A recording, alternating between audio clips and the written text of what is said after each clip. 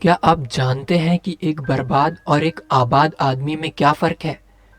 आप कहोगे बर्बाद बर्बाद है और आबाद आबाद है, यही तो फर्क है। चलिए मैं बताता हूँ। आबाद व्यक्ति ने अपने टाइम को सही जगह लगाया है, इसलिए वो आबाद है, सफल है। और बर्बाद बंदे ने अपने टाइम को सिर्फ खराब किया है या शायद अब भी खराब कर रहा है, इसलिए वो बर्बाद है, असफल है। अब आपके मन में ये सवाल आ रहा होगा कि टाइम को सही या गलत जगह लगाना क्या है।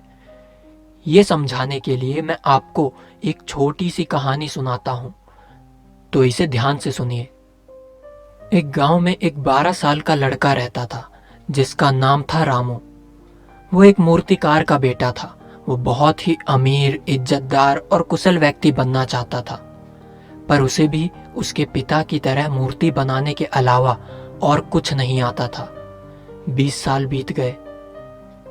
सुबह सुबह के समय एक छोटे से बालक ने एक कारीगर से एक छोटी सी मूर्ति बनाने को कहा।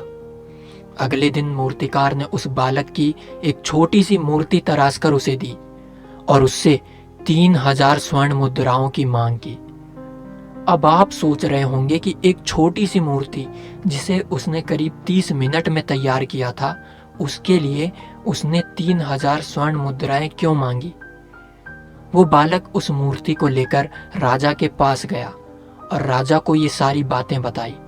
अगले दिन राजा के आदेश अनुसार उस मूर्तिकार को राजा के दरबार में पेश करवाया गया और अचंभे की बात यह थी कि उस मूर्तिकार को दंड देने की बजाय राजा ने उसे उसकी कारीगरी की खातिर 3000 स्वर्ण मुद्राएं दे दी। अब आप ये सोच रहे होंगे कि राजा ने ऐसा क्यों किया, क्योंकि वो मूर्ति इतनी अच्छी तरह से तराशी गई थी कि 3000 तो क्या 30,000 मुद्राएं भी उस मूर्ति के आगे फीकी पड़ जाएं।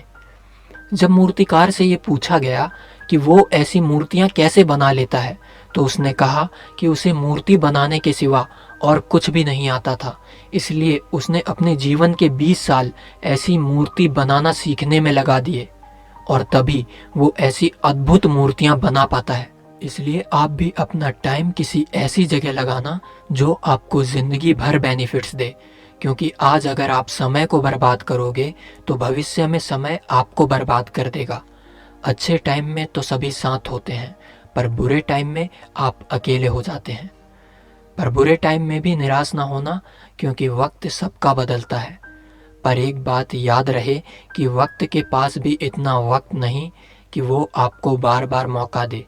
इसलिए जो करना है आज से ही शुरू कर दो। सभी के पास हर घंटे के सिर्फ 60 मिनट ही होते हैं और इसी को यूटिलाइज करके जेफ बेजोस ने अमेज़न खड़ी की, बिल गेट्स ने माइक्रोसॉफ्ट और अंबानी ने रिलायंस। मेरा मानना है कि इस दुनिया में कोई ऐसा नहीं है जो बीते समय को वापस ला सके, पर ऐसा भी कोई नहीं है जो अपने आने वाले समय को ना बदल सके। मुझे पता है आपने ऐसी काफ़ी वीडियोस देखी होंगी जिसमें आपको वैल्यू ऑफ टाइम के बारे में बताया गया होगा।